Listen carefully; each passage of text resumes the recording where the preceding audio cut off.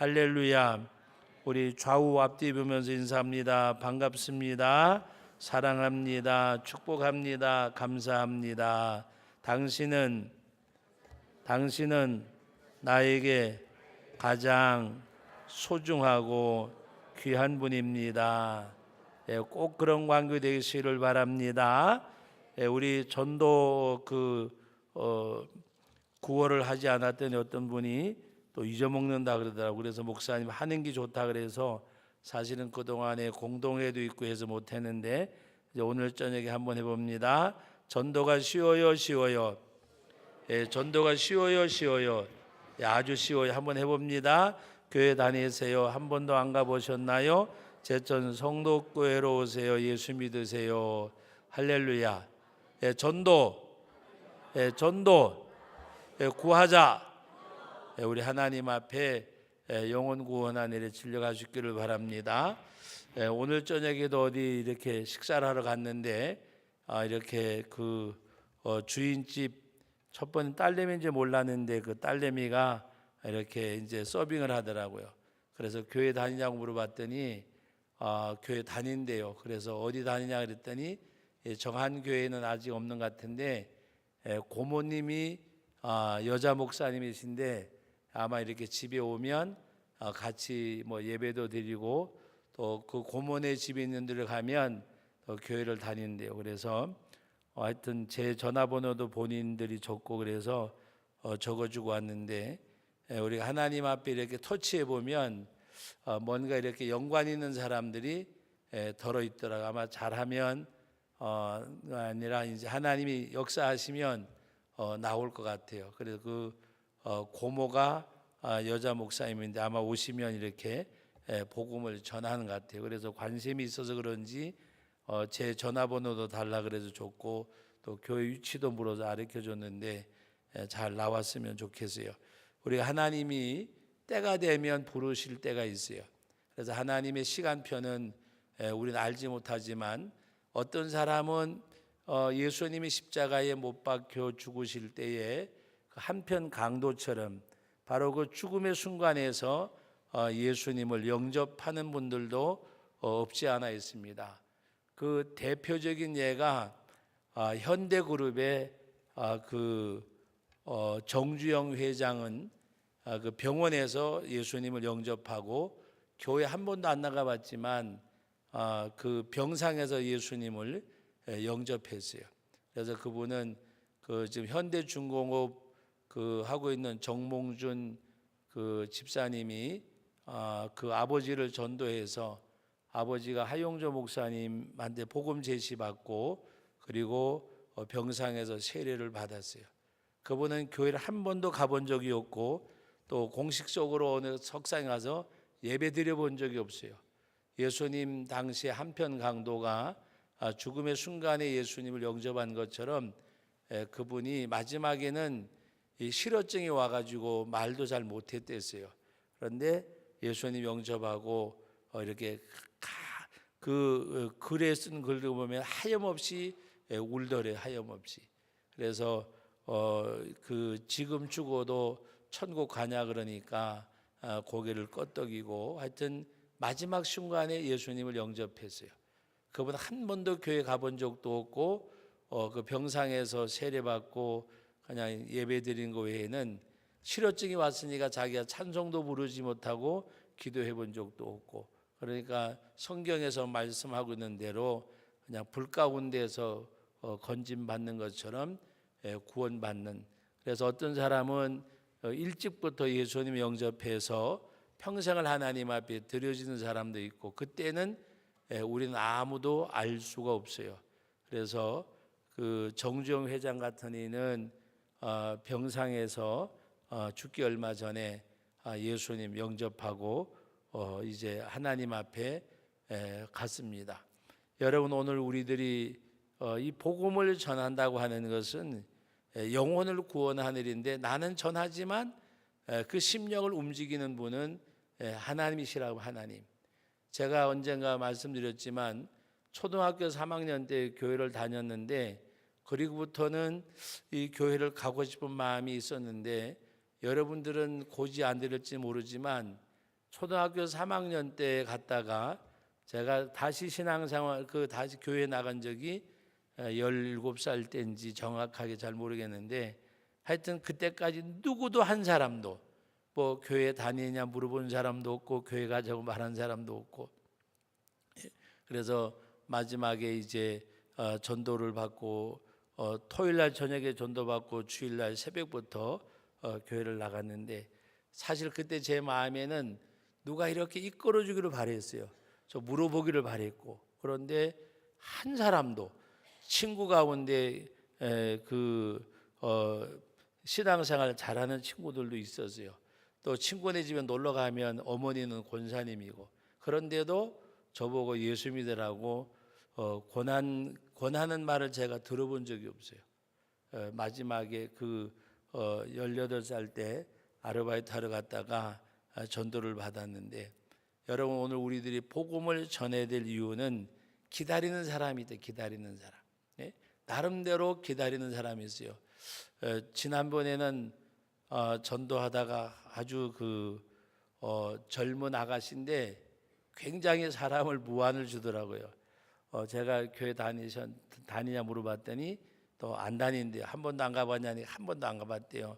그래서 예수 믿고 구원받아라 그랬더니 하는 얘기가, 저는 교회 갈까 하면 절에 갈 거예요. 그러면서 완전히 그냥 이렇게 역으로 나오는 거예요. 그래서 이걸 어떻게 해야 되나 막 당황스럽기도 하고, 그래서 하여튼 제가 그랬어요. 꼭 예수 믿고 구원받으라고. 시간이 있으면 뭔가 이렇게 복음을 제시해 주는데, 그래서 이렇게 막 어떻게 보면 이렇게 거부하는 것 같으면서도 또 이렇게 막 좀 상대방에 당황하게 만들더라고요. 근데 거기서 당황하지만 그래도 복음은 전해야 돼. 예수 믿고 죄 사함 받고 구원 받아야 된다고.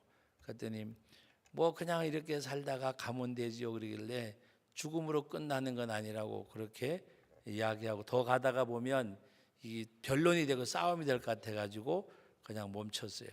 아마 모르긴 몰라도 하나님의 성령이 움직이면 본인이 막 그렇게 거부했지만 예수를 믿고 죄 사함 받아야 구원받는다. 뭔가 하나님이 그 마음을 터치할 때는 깨닫게 될 때가 없지 않아 있습니다.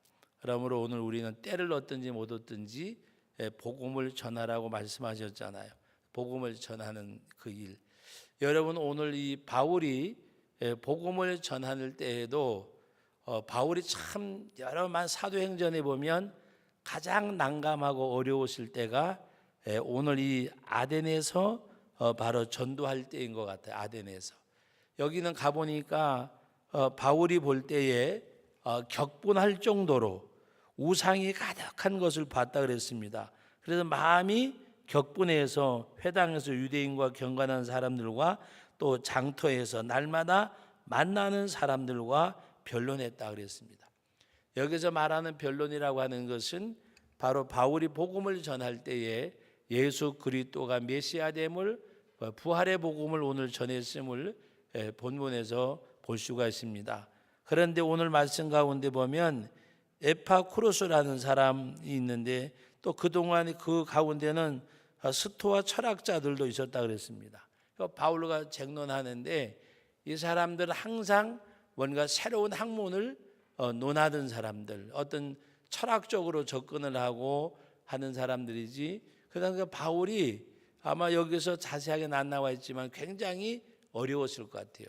보나마나 막 반박하고 반문하고 또 부활이 어디 있느냐라고 이야기하는 가운데, 근데 바울은 전혀 거기서 주저하지도 않고 머뭇거리지 않고, 오늘 말씀 가운데 보면 오늘 그 18절 말씀 하반절에 보면 바울이 예수와 부활을 전하기 때문이라 그랬습니다. 어떤 사람들은 이 말쟁이가 무슨 말을 하냐, 어떤 사람은 이 말쟁이가 이방 신들을 전하는 사람인가 보다, 여러 가지로 말했지만 바울은 예수와 그의 부활을 전했다 그랬습니다. 그래서 많은 사람들이 이제 그 19절 말씀을 보면 그를 붙들어 아레오바고라고 하며 말하기를, 내가 말하는 이 새로운 가르침이 무엇인지 우리가 알 수가 있느냐. 내가 어떤 이상한 것을 우리의 귀에 들려주니 무슨 뜻인지 알고자 하노라. 그런 가운데서 모든 아덴 사람과 거기서 나그네 된 외국인들이 가장 새로운 것을 말하고 듣는 것 이외에는 달리 시간을 쓰지 않음이라고 했는데, 바울이 그 아래 오바고의 가운데 서서 말하되 하면서 복음을 전합니다. 아덴 사람들아, 너희를 보니 봄사에 종교심이 많도다. 그러면서 내가 두루 다니며 너희가 위하는 것들을 보다가 알지 못하는 신에게라고 새긴 단도 보았다 그랬습니다. 여러분, 이 말씀만 들으면 알지 못하는 신이라고 하는 것이 있는 것처럼 했다고 이렇게 생각할지 모르지만, 제가 이곳을 한번 직접 여기 한번 가봤었는데, 바울이 그 설교하던 자리도 한번 가봤고, 그런데 이 무슨 의미인가 하면 워낙 우상이 많으니까. 여러분이 그리스 신화를 알잖아요. 그리스 신화는 모든 것이 다 신화적인 것부터 출발하는, 모든 것이 다 뭐 남자고 여자고 복이고 화고 죽는 것 사는 것, 그다음에 뭐 농사 짓는 것 고기 잡는 것, 하여튼 그 사람들은 신이 아닌 게 없어요. 그래서 그리스 신화는 봄신론이에요. 봄신론. 어떤 신화적인 것으로 끝나는 것이 아니라 그리스 신화는 봄신론입니다. 그런데 알지 못하게 신이라고 표현한 것은 무슨 뜻인가 하면, 혹시라도 빼놓은 신이 있을까 봐, 뭐 해신, 단신, 별신, 하여튼 눈에 보이는 많은 신들을 이들이 금으로 은으로 만들기도 했지만 섬기는 가운데서 알지 못하는 신이라고 말하는 것은, 혹시나 우리가 신을 섬기다가 빼놓고 섬기는 신이 있을까 봐 우리가 알지 못하는 신이라고까지라도 써놨다고 하는 것은, 모든 것을 다 이렇게 신화적인 것으로 신으로 보면서, 그러므로 거기는 범신론으로 우리가 보면 돼. 범신론이라는 것은 모든 것이 신이 아닌 것이 없는. 여러분, 1984년도에 이성철 대한불교 조계종 이성철 종종이 법호를 발표한 얘기를 제가 여러분들 여러 번 했어요. 그 84년도에 이성철 종종이 그 이야기한 법호 가운데 보면, 학교에서 공부하는 부처님, 술집에서 술파하는 부처님, 그 다음에 교회에서 예배하는 부처님, 우리가 부처님 모두가 부처라 그랬어요. 모두가 부처라. 바로 그것은 모두가 신이란 말이 범신론과 같아요. 사실 불교는 유일신 같지만은 따지고 안에 들어가 보면 범신론이 범신론. 그런데 여기 당시 이 아덴에서도 바로 이 여러 가지 신을 섬기는 가운데 혹시라도 빼먹은 신이 있을까 봐 알지 못하는 신에게라는 제단을 쌓았어요.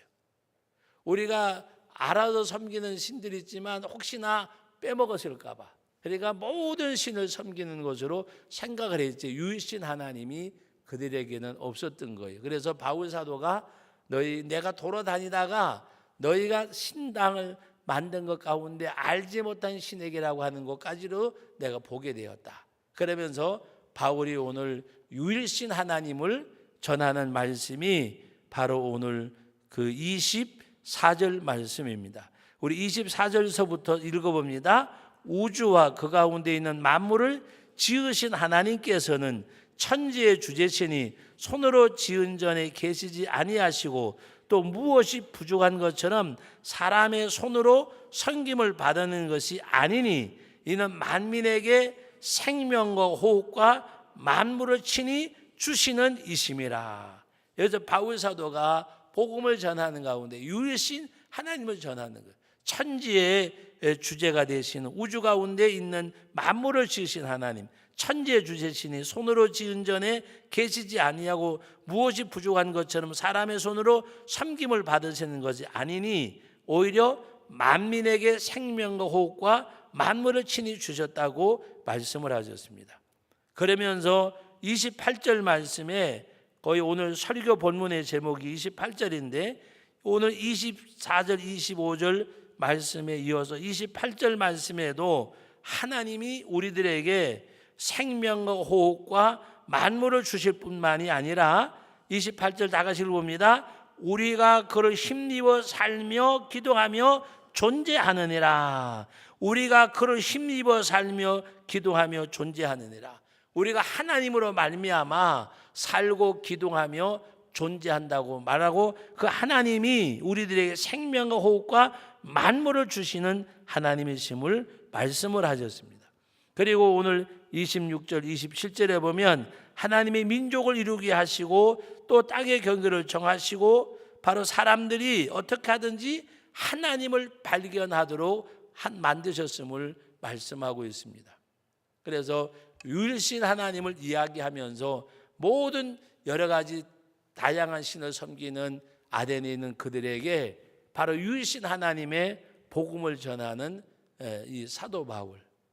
여러분, 바울은 복음을 전하면서도 전혀 주눅들지 않고 전혀 이들이 위협하는 가운데 굴하지 아니하고 또 여러 가지 어떤 철학자들과 논하는 가운데서도 그들과 쟁론하는 것이 아니라 그 가운데서 오직 하나님의 복음, 예수와 예수의 부활에 대해서, 바로 이것은 무엇을 말씀하는가 하면 예수께서 십자가에 못 박혀 죽으셨는데 예수를 믿어야 우리가 죄사함 받고 구원을 받고, 예수님은 유대인들이 기다리던 것처럼 메시아가 이 땅에 오셨음을 전하면서, 그러나 끝나는 것이 아니라 예수님이 마지막 이 땅에 재림하실 때에는 우리가 그와 같이 부활할 것을 말씀하는 가운데, 바로 이 사람들은 어떤 이방신을 전하는가 보다, 아니면 이 말쟁이가 무엇을 하려고 하느냐, 여러 가지 비난하고 위협하고 또 논리적으로 대항하는 가운데 사도 바울은 논리로 대항하는 것이 아니라 복음을 선포하는 거예요. 복음을 선포하는 거. 복음을 선포하는 거. 그래서 우리가 전도할 때에 상대방을 설득시키려고 하면 안 돼요. 이해시키려고 하면.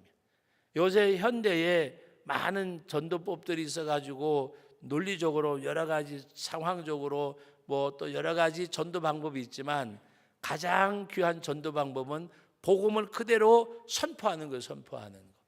부산에 가면 이제 아마 그분이 6월 달에, 이달이네, 6월 달에 이제 그 우리 청장년들, 우리 노회 청장년들 이렇게 그 6.25 구국 기도할 때에 이제 강사로 오시는데, 그 주일날 이제 저희 교회 와서 설교하도록 이제 초청하려고 하는데, 그 목사님은 지금도 그냥 거리에 나가서 노방전도 하면서 예수 믿으세요, 예수님 믿으세요. 그러니까 완전히 옛날, 지금 현대인들이 볼 때는 60년대, 70년대, 80년대 전도하는 그대로 나가서 전도하는데, 여러분, 우리는 복음을 전하는 거지 설득시키는 거 아니에요. 그리고 하나님의 말씀 설교도, 우리가 이 설교라는 말은 뭔가 이렇게 이해를 시키는 걸로 그렇게 논리적으로 받아들이지만, 하나님의 말씀은 선포되는 거예요. 선포되는 거. 이 하나님의 말씀과 복음은 선포되는 거고 전파하는 거지, 이 말씀을 가지고 무슨 설교를 가지고 이해를 시키고 설득을 시키고 이게 아니에요. 하나님의 말씀은 그대로 선포하는 거예요.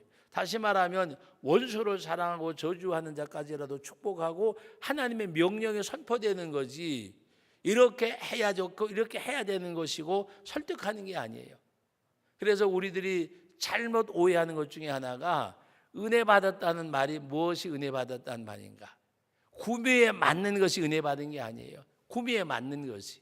하나님의 말씀을 들을 때에 누가 잘 예화도 썼고 잘 해가지고 뭔가 구미에 맞는 것이 아니라니까. 하나님의 말씀은 그냥 선포되어지는 거. 무엇과 같은가 하면, 만약에 우리나라 교통법을 제정을 해가지고 국회에서 통과되면 공포하잖아요. 그 만들어진 헌법을 공포하고 그것을 지키는 것처럼 하나님의 말씀은 선포되는 거고 하나님의 말씀 우리가 지키는 거예요. 그것이 하나님의 말씀이에요. 우리를 뭐 설득하고 이게 아니에요. 오로지 하나님의 말씀 앞에 우리는 순종하는 거. 예를 들어서 교통법규가 뭐 바뀌어지든지 어떻게 되든지 선포되어지면 운전자는 그걸 지킬 의무가 있는, 지킬 의무. 안 지키면 교통법규 위반하는 거잖아요. 지키잖아요. 내 마음에 맞고 듣고가 아니에요. 더군다나 이 하나님의 말씀은 선포되는 거예요. 선포되는 거. 그래서 어떻게 보면은 설교를 잘한다 못한다 논하는 것 자체가 모르겠어요. 아무래도 좀 차이점은 있겠지만 우리는 받아들이는 사람 입장에서는 하나님의 말씀은 그냥 선포되는 거고, 여러분 복음은 나가서 전하는 거예요. 예수님이 하나님의 아들이십니다. 예수님은 죄 없이 이 땅에 오셨는데 우리 죄를 친히 담당하시고 십자가에 못 박여 죽으셨습니다. 이 예수를 믿어야 죄 사함을 받습니다. 저를 믿는 자마다 멸망치 않고 영생을 얻는다고 말씀하셨습니다.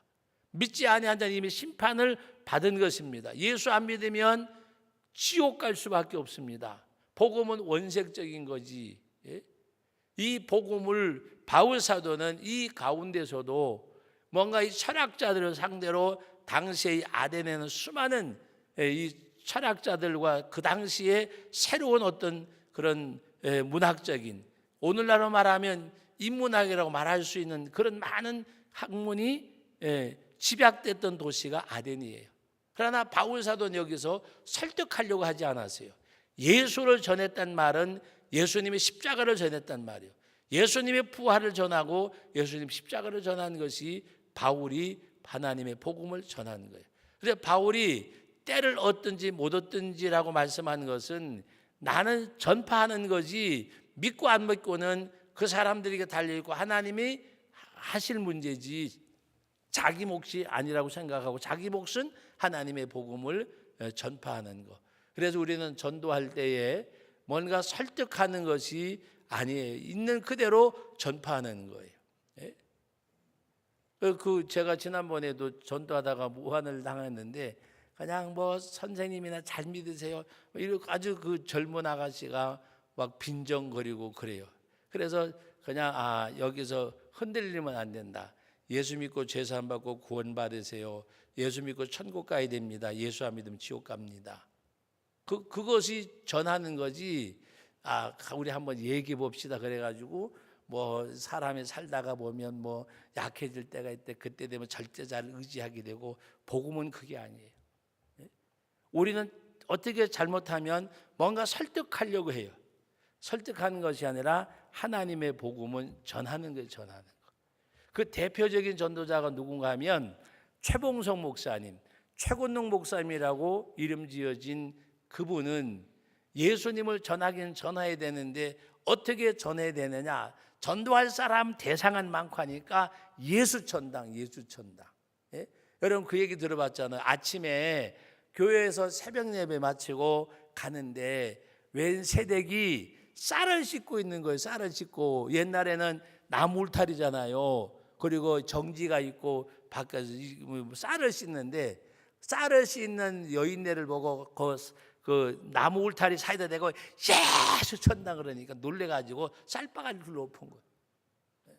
쌀바가지를 둘러엎으니까 가만히 있겠어요. 나와가지고 물을 그냥 확 끼얹으니까 하고 그냥 가버리고. 우리가 볼 때는 그게 전도가 아닌 것 같잖아요. 어떻게 남 쌀 싣고 있는데 가가지고, 근데 어떻게 전할 사람은 많고 하니까. 한 번은 어떤 일인가 하면은 이북 지방에는 이 강원도도 비탈밭이라 비탈밭.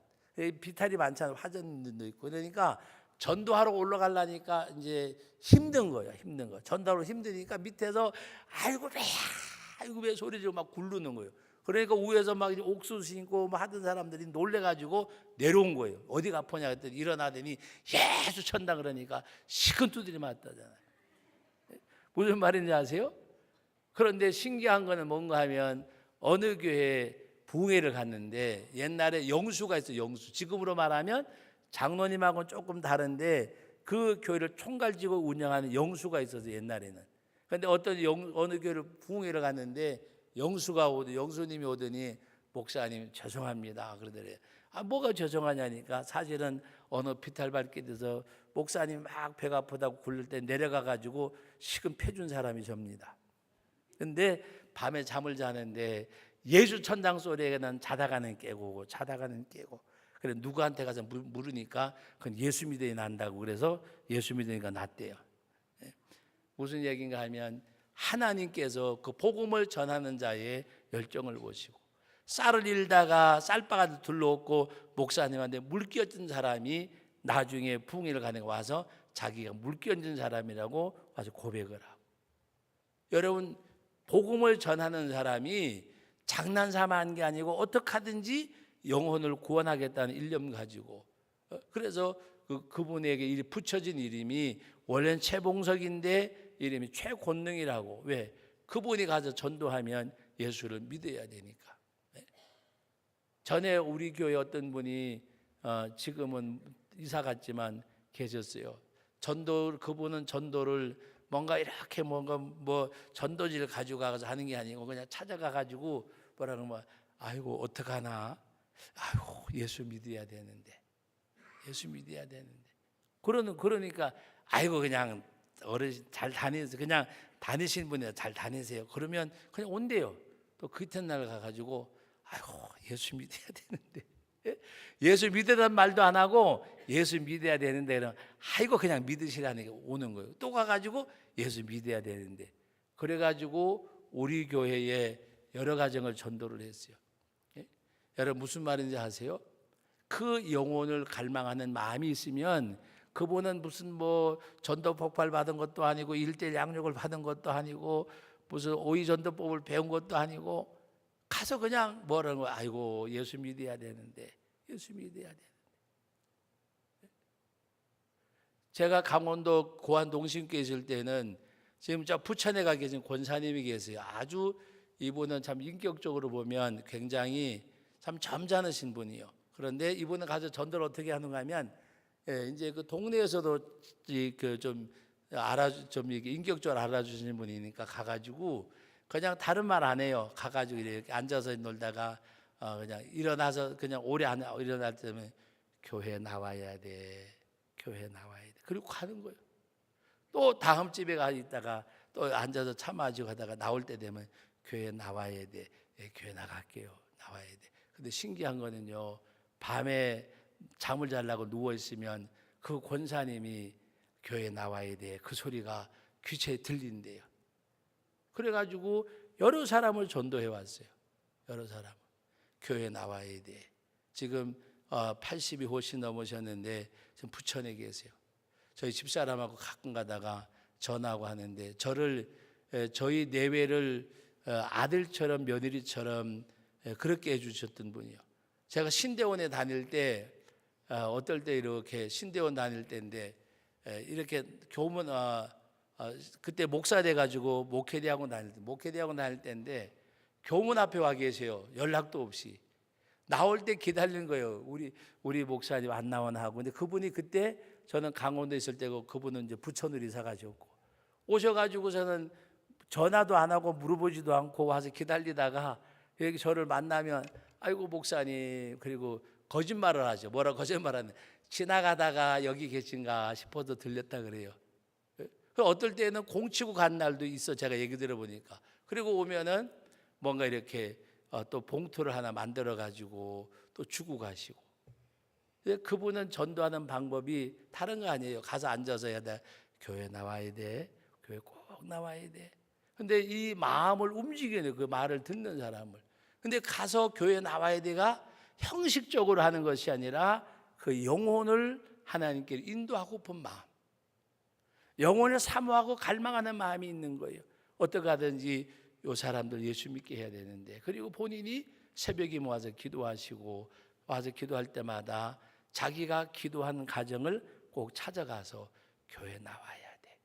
뭐 예수 믿으세요도 아니고 교회 나와야 돼. 왜 교회 왜 나가요? 예수 믿으러 나오라는 거잖아요. 근데 하나님 앞에 인도함을 받고, 여러분 오늘 저와 여러분들이 정말 그런 갈망함이 있어야 되고 복음에 대한 담대함이 있어야 돼요. 바울 사도는 오늘 여기 말씀 속에서 보면은 전혀 그들에게 어떤 말이나 이런 걸로 보다가도 예수와 그 부활에 대해서 전하고, 오늘 말씀에 보면 천지의 주제가 되시는 그 하나님, 우리가 기고동작하는 것, 우리가 하나님 앞에 그의 힘으로 말미암아 기도하며 존재한다고 말씀하고 있습니다.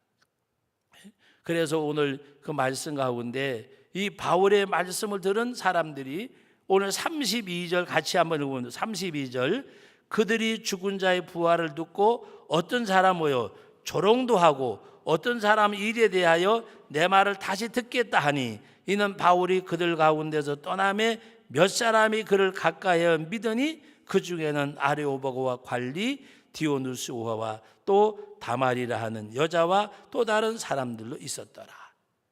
여러분, 여기서는 많은 사람은 아니더라만 몇 사람이라도.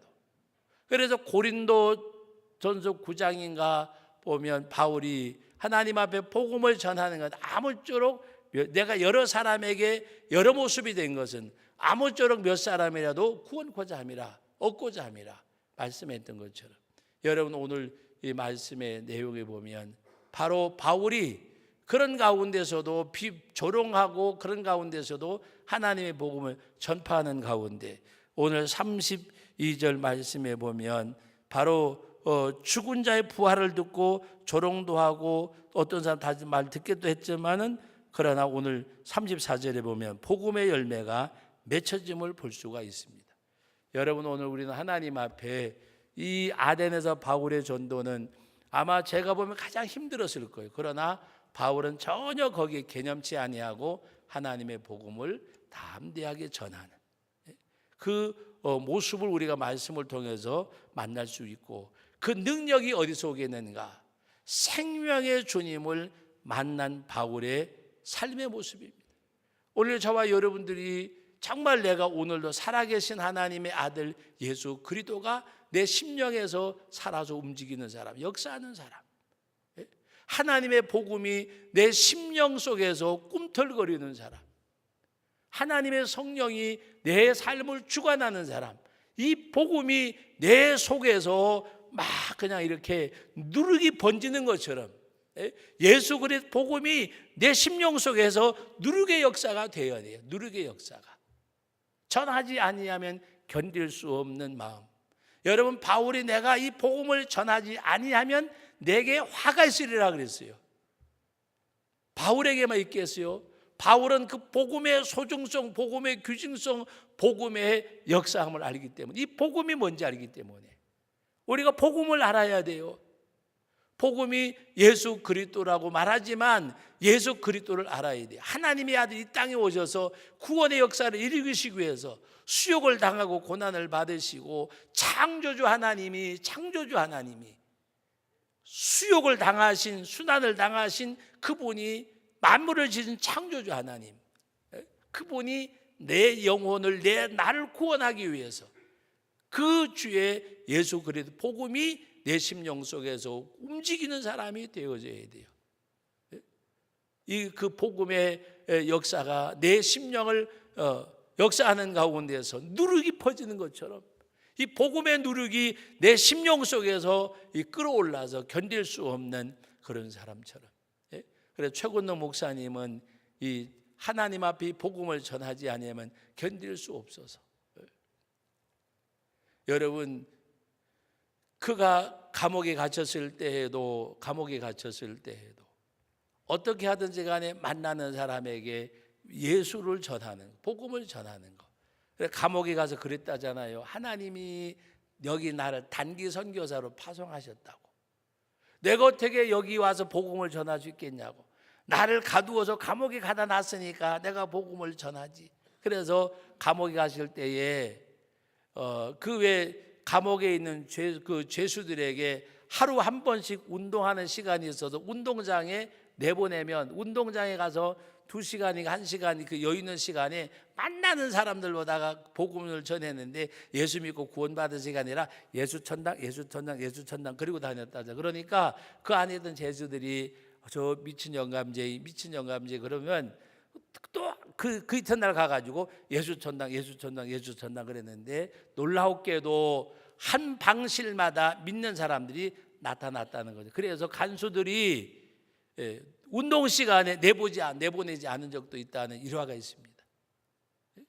여러분, 오늘 하나님 앞에 내가 내 환경보다가도 내 삶의 터전에서 그리스도께서 내 심령 속에 누룩이 번짐 같이 그리스도께 내 심령 속에 충만하니까.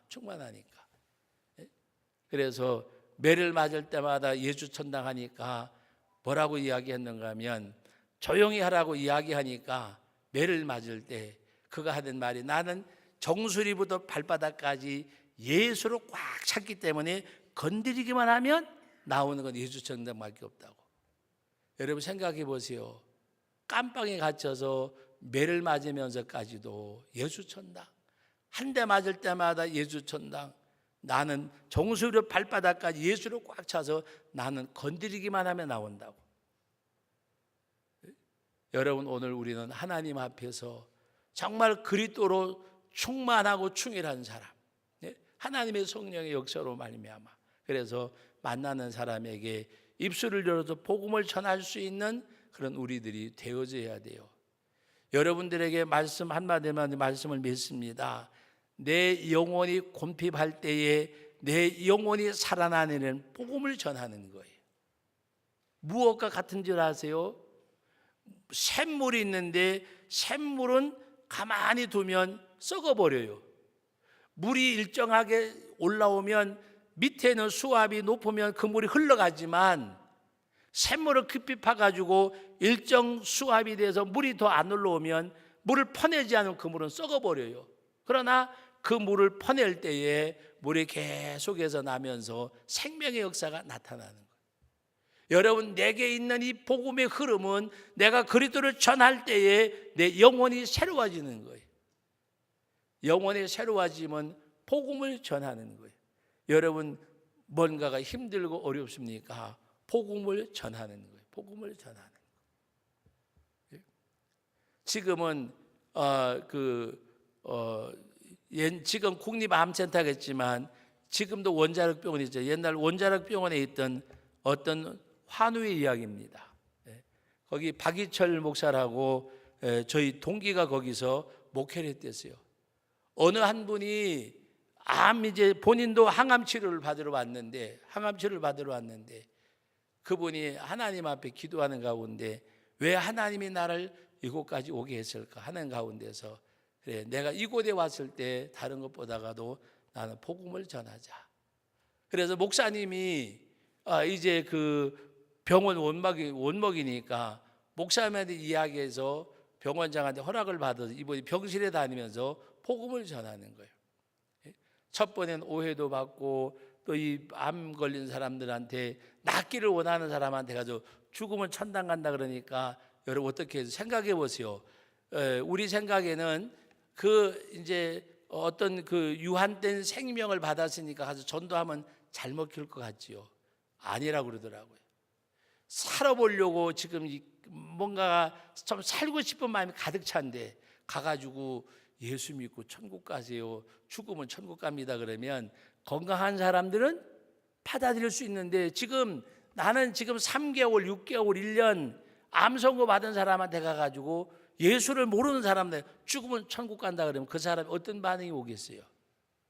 그런데 놀라운 것은 그 사람의 얼굴 표정을 보고 사람들이 화를 내려고 하다가도 얼굴 표정을 보면 수그러졌다는 이야기가 있어요. 왜? 이 사람도 자기도 암이 걸린 사람인데. 그래가지고 여러분 명찰에다가 이름을 쓴 게 아니고 무슨 암, 자기 암 병명을 쓰고 시한부 몇 개월 여기다 딱 써가지고 가가지고 죽으면 천국 갑니다. 여러분 오늘 우리는 하나님 앞에 제가 이야기하는 그분이 그래가지고 가서 전도하니까 이 사람은 병을 고쳤다 이 이야기가 아니에요. 그분은 거기 쓴 대로 그냥 그때 죽었어요. 돌아가셨어요. 천국 가세요. 딱 그 개월수에 맞춰 천국 갔는데 자기가 가는 마지막 날 마지막까지 움직일 수 있는 그 순간까지 죽으면 천국 갑니다. 죽으면 천국 갑니다. 그런데 그 살고 싶은 사람들에게 그 복음을 전할 때에 첫 번에 역반응이 왔는데 나중에 그분의 얼굴을 보면 다 사람들이 받아들였다는 거예요. 자기도 그 기간에 차서 하나님 앞에 갔어요. 사랑하는 우리 성도 여러분, 정말 내가 하나님의 복음이 흘러가는 사람이 되어져야 돼요. 그때 우리 영혼이 살아요. 저는 여러분의 확신하는 것 중에 하나는 목사고 장로고 집사고 직분이 중요한 건 아니에요. 목회자도요, 아무리 설교 잘해도 전도 안 하는 목회자는 영혼의 생명이 없어요. 복음을 전하지 않는 목회자는, 전도 안 하는 목회자는, 복음을 전하지 않은 목회자는 생명력이 없어요. 아무리 멋들어진 설교를 하고 멋든 목회를 하는 것 같아도 하나님 앞에 여러분 오늘 자기 영혼을 사는 길은 복음을 전하는 것밖에 없어요. 기도를 아무리 많이 해도 복음을 전하지 않으면 힘이 없다니까요. 가장 우리들의 영혼을 새롭게 하는 것은 내가 복음을 전하는 거, 예수 그리스도를 전하는 거. 제가 오늘도 어디 갔다 오면서 어떤 그 휴게소에서 내려서 이렇게 휴게소 막 복잡하죠. 오늘 노는 날이고 그래서 이렇게 하다니까 그 뭐 박찬호 크림인가 이렇게 해주는 사람이 여러 사람이 하나는 이렇게 좀 쉬고 있더라고요. 그래서 제가 물어봤어요. 교회 다니세요? 그랬더니 지금 안 다니는데요. 한 번도 안 가보셨으니까 제가 학교 다닐 때는 다녔대요. 지금은요 바빠서 못 다닌대요. 그래서 제가 웃으면서 그래도 죽을 시간은 다 있어요. 그랬더니 같이 웃더라고요. 그래서 예수 믿으세요. 그리고서 뭔가 하나님 앞에 과거 예수 믿으면 지금 예수 믿어야지. 하나님 앞에 신앙을 다시 하세요. 그러니까 고맙습니다. 그런데 여러분 보세요. 그 사람 보다가 내가 한 번이라도 예수를 전하고 나면 그날은 괜히 마음이 여유가 있고 좋아요. 이 복음을 전하는 것은 내 영혼이 생명력을 얻는 거예요. 여러분들이 한번 해보세요. 정말 내가 이 복음을 전하는 것은 내 영혼이 사는 거,